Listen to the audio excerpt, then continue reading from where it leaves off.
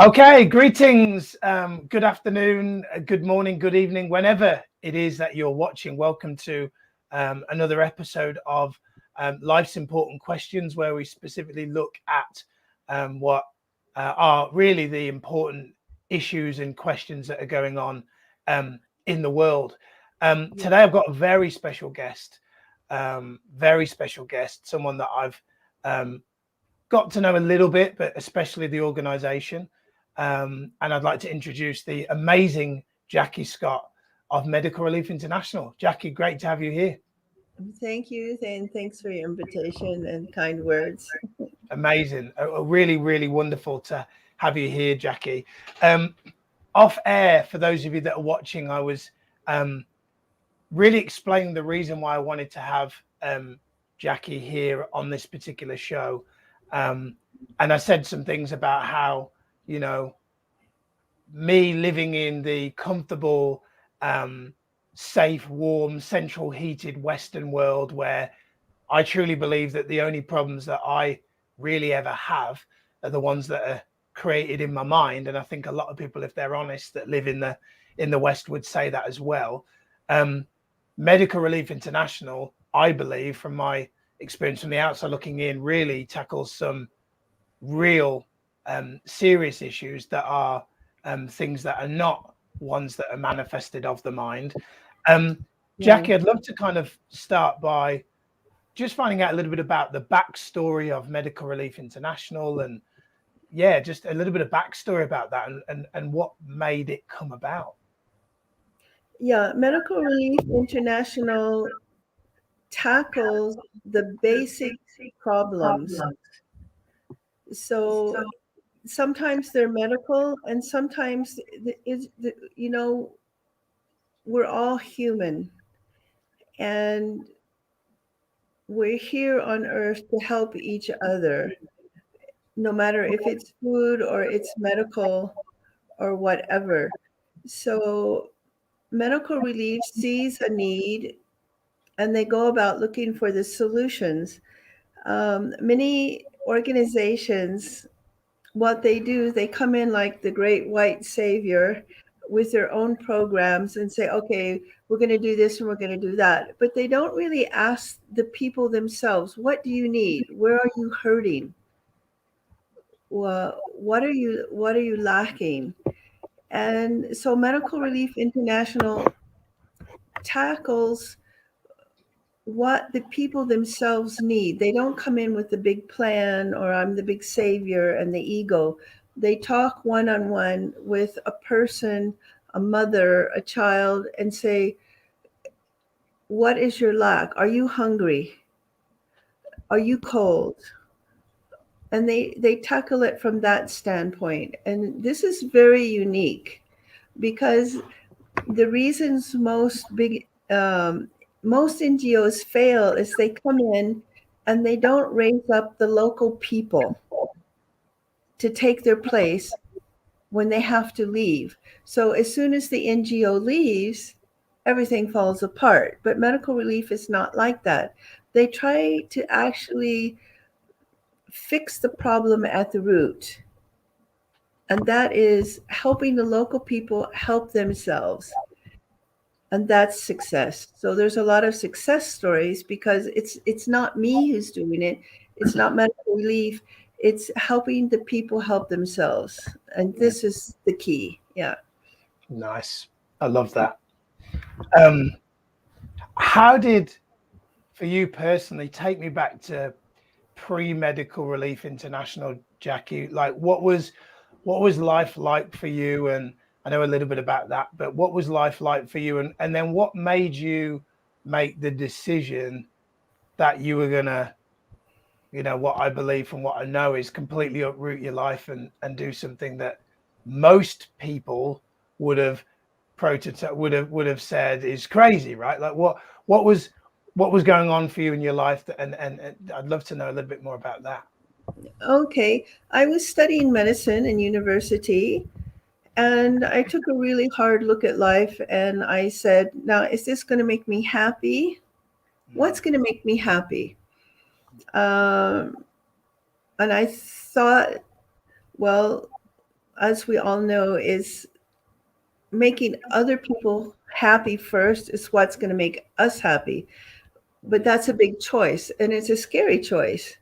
So at the age of 19, I decided I wanted to do humanitarian work, and I started then.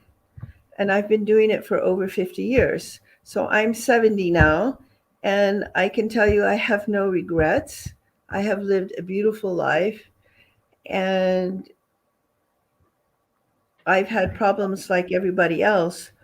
But the thing of it is that I don't really have a chance to dwell on my problems because I'm helping so many other people. And that's the difference, is that when you don't help other people and you only have time to think about yourself, that's when we have problems. Because it says if you think, then you're going to stink.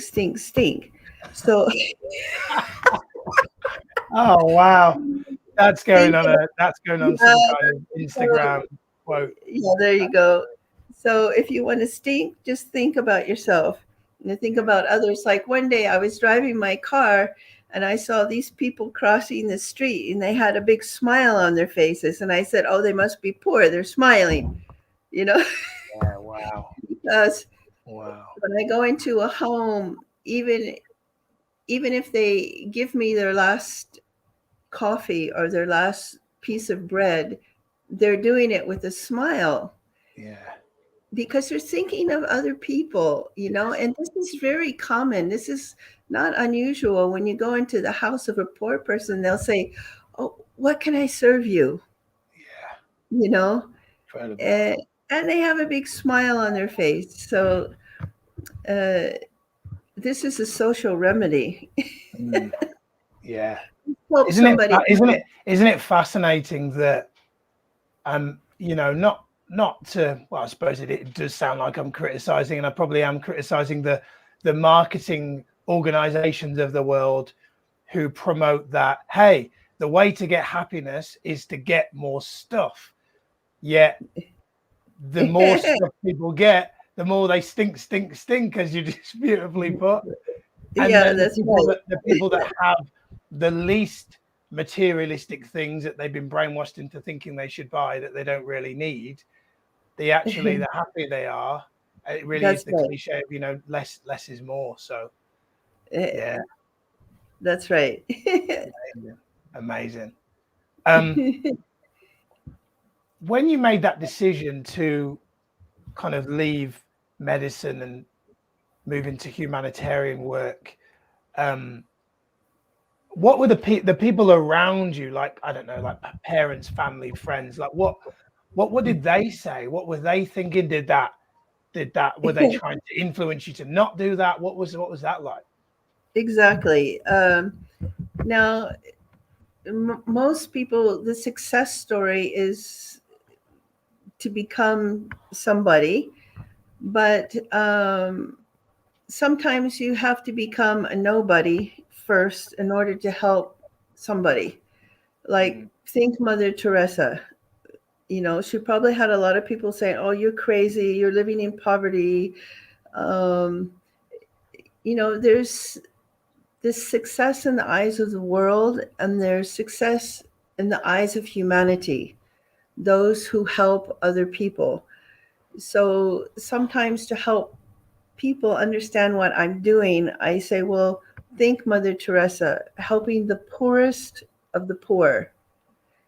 And, I think it's the best job in the world. I wouldn't want to do anything else because at the end of your life, at the end of the world, at the end of everything, when you evaluate the values and the benefits of living life, what could be more beneficial than having helped somebody else? Yeah. yeah, that's amazing.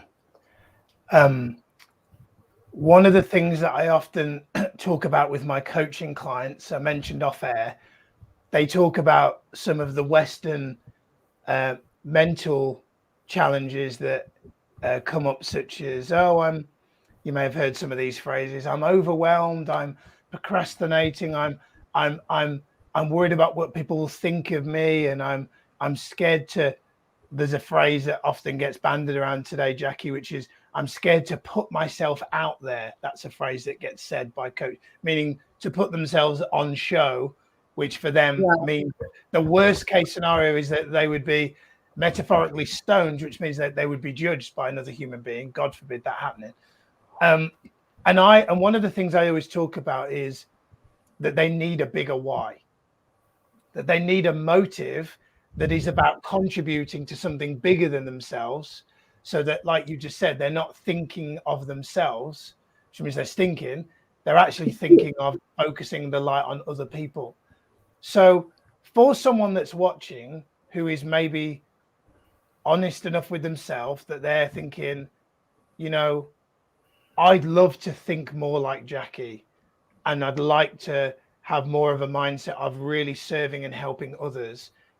If there were a recipe, Jackie, for that, if someone was watching and they're like thinking of themselves, but they know they want to think of other people, but just maybe the way that they've been raised and they've been conditioned and the beliefs they now have installed, what would be some things that you would say to them that could help them to shift their thinking out of shining the light on themselves to then shining it on others? Okay, first of all, they're going to have to be brutally honest with themselves. Okay, what do I want in life? Do I want to be like everybody else in the mold? Because listen, if you're running in the rat race like everybody else, and even if you win the rat race, you are still a rat. So is that what you want? Or do you want to break out of the mold and be yourself?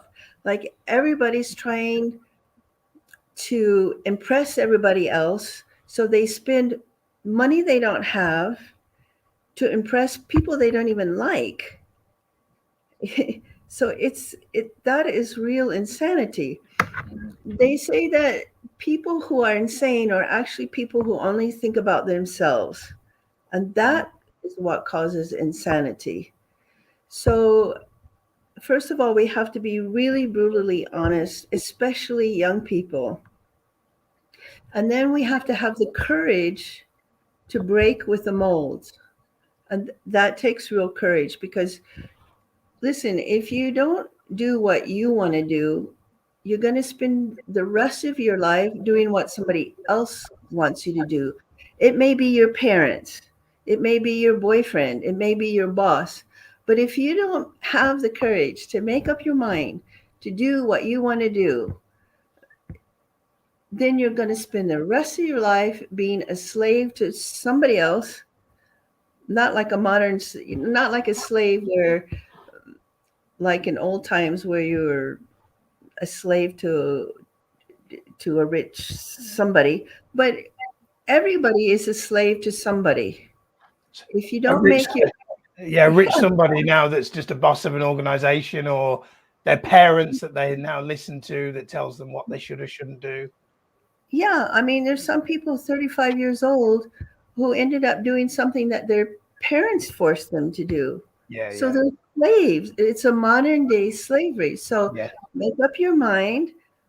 What was I made to do? What lights my fire? Yes. What turns me on? What's my passion? Whether it's maybe you want to be a plumber or electrician or fix cars, whatever floats your boat, do it. And you're going to be happy as long as you're doing what somebody else tells you to do or wants you to do, or you're trying to please somebody else. Yes. Instead of yourself, it's not going to work. It's not. I can tell you. It's not going to work. I've met hundreds, thousands of people. Those who make their own choices and do what they were created to do are the happiest people on earth. It's simple. Yeah, I love that. What I'm hearing is a lot of really what I feel is listening to your heart, listening to your gut, listening to your intuition. I know a lot of people, and I've definitely been one of those people for a long time where I would listen to my head and the voices of others for a very long time. And I know there's a lot of people that will watch this that may still be in that. I know that what you've said intellectually makes a lot of sense. And I actually even get it at a level that's beneath the intellect now. It's taken years, but I get it. For people that hear that and go, yeah, I need to decide what I really want and listen to my heart more. What would you say is when you go back to doing medicine, deciding that you wanted to make a big change and move into humanitarian work, how did you get into listening to your heart over your head, which might have been telling you something different? How did you do that? Okay, so this has something to do with faith. I'm not talking about religion because that's a sensitive subject, but I think that God has put in everybody's heart something they were meant to do. It's like we were wired to do something. I think, for example, if you find your joy in being a wife and having children, that was what you were created to do. If you were created to be a nurse, you love helping people. In that way, you love being a teacher. So when we find our niche and what we were created to do, we will find a peace within ourselves. We will know. It's like when you fall in love. Somebody said, like you tell a teenager will say, how do I know when I'm in love? Well, you know when you're in love. You'll you will know it. It's the same way when you find what you were created to do. Like one time somebody asked me, Jackie, what makes you tick? And I said, well, it's just in me. It's just what I was created to do. So if you follow like that little voice in your heart and you start doing what you're created to do, and some people will say the next step is, but how do I do that? How do I have the money? How do I have the friends? How do I have the resources? Well, just step out and start doing it, and everything will come together. Maybe you've had an experience like that yourself. Maybe you wanted to be a motivational speaker and help people that way, and you'll say, well, how do I get on radio? How do I get the friends? How do I get the contacts? Well, you just take one step, and the universe will come together for you. Yes. It's like the law of attraction. You put yourself out there and you take that first step, and you'll meet one person, and you'll meet somebody else, or a donation will come in.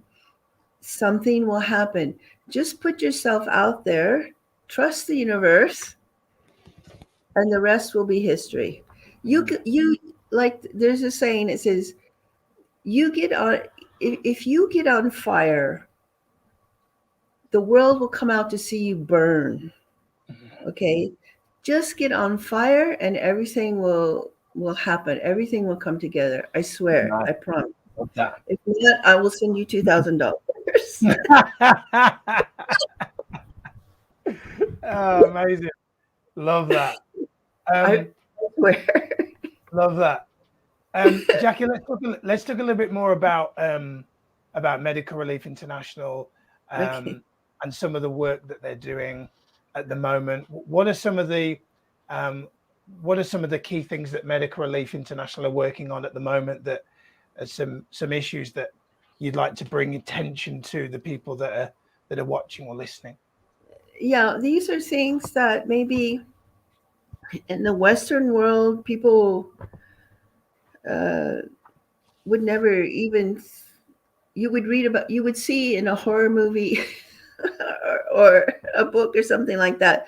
Like we're doing formula for babies, and we have one mom, and I'll give a story because easier for people to relate to stories and real life situations. There is a mom, Feiruz, and she was married for 13 years and she never had kids.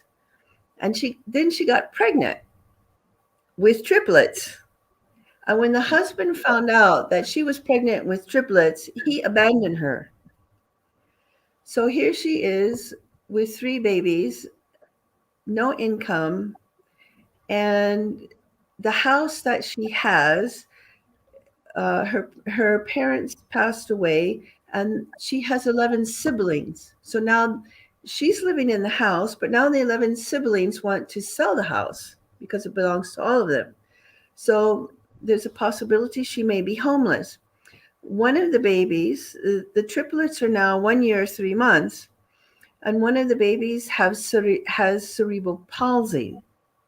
So she tries to take the baby for therapy twice a week, and she has to get two buses and a taxi. She should be going 5 times a week, but she has to borrow the money just for these 2 times to take the baby for therapy. So Medical Relief International supplied a year's worth of formula for these babies. And this is just one example that Medical Relief is doing. So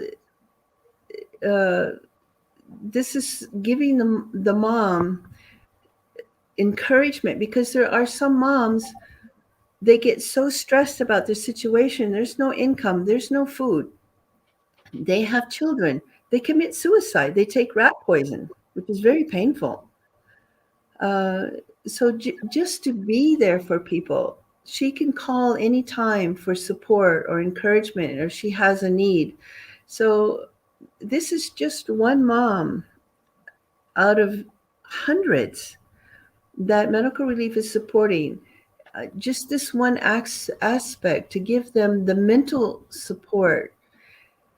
People need not only physical support, but they need to know there's somebody there for them. They need hope is what they need. So Medical Relief International supplies the physical need, the comfort, the emotional support, the relational support, and the mental support. All of this together. It's a full package. Amazing. Wow. Yeah. Puts things in perspective for sure. People that are watching that potentially would want to help, would want to contribute. What is your best advice to them? I mean, I know that they could donate, but if there were people that were watching that wanted to do even more than just like a one-off donation, for example, or even if they did, not to try and deflect away from that, because that's in itself is really, really powerful. Well, yeah, what would be your advice to people that are watching that would want to help contribute? What would you say? Okay, there's many different ways to contribute. They could contact you with a donation if they like. Not everybody has that much money to contribute. A lot of people just depend on the NGOs or governments to help the needy, but everybody can help. I mean, we have the Girl Scouts. We have little kids who are 5 and 6 years old who put together food packages for other families. So to spread the work out, so like if someone doesn't have the money to give to an NGO, they can find someone in their neighborhood, maybe that's poor or suffering, and they can help just one person. Like if you can't help 10 or 20 or 40, just help one person, and that spreads the load out so it doesn't all come down on just a few people, because there's poor people everywhere. There's needy people everywhere. And sometimes the biggest need is not a physical help. You can help somebody with a smile. Like you might meet a cash register and she's messed up with the change and everybody in the line's going, and you can show that person a little kindness, because you don't know if her husband at home is beating her. Yeah. or what? Or maybe she just got a divorce, or maybe it's a tough Christmas, you know? She's having a hard time making ends meet. So the main thing is to be kind to everybody in every way that we can. It may be with money, it may be with a smile, it may be having patience in the line, just saying, oh, are you new? Maybe I see that today's a tough day. Well, just hang in there. You'll make it. A word of encouragement. So some people say, well, I only have 10 pounds. Well, 10 pounds to a poor person is like 100 pounds. Yes. So there's no gift too small. There's no gift too small. Yeah. I think that's a beautiful thing you've just said there about the size of giving, and about, I think that's a really important element, is to understand that what seems small to a person in the West, 10 pounds, could genuinely represent about 100 pounds. That's right. And that in itself, I think, is a really, really beautiful, that's a really powerful distinction when you put it that way. Really powerful. Yeah. When I look at a needy person, I might think, oh, that's just one person in the world. But to that person, I may be the world to them. Yeah. Yeah. Yeah, absolutely. Amazing. Jacki, it's been an absolute pleasure to have you here on the show today. Thank you so much.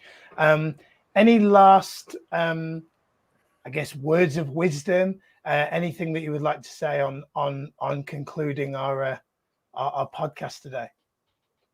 Yeah. Well, being that Christmas is coming up, and that many people are going through hard times, try to make Christmas special for somebody in some way. And if you don't know who to give to, maybe the secret is to be more on the lookout. Maybe if you're taking the metro or you're walking down the street, you know, even if you just touch somebody, like put your hand on their shoulder, and let them know that you realize that they're alive, that they're important. Let other people feel that they're important, because in today's society, we're just a number. We're just becoming a number, or invisible almost. Let somebody else know that you love them, that you care for them, and that you appreciate them. Appreciation is a lost art. Yes. Everybody needs appreciation. There are 7 needs that everybody needs. They need to know they're loved.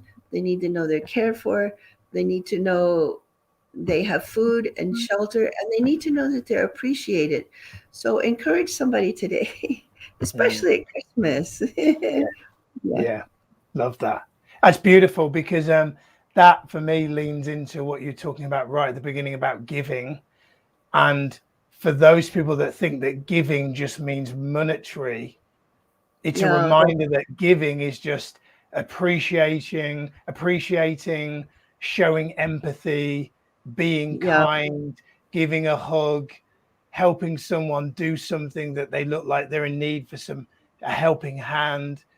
Really, that is a beautiful message, I think, to finish on. That's really great. Really Giving great. comes from the heart. Yeah, absolutely. Thank you for being here, Jacki. Okay, thank you, Miles. God bless you. Thank you so much. God bless you. Take care. Thank you. You too. Bye.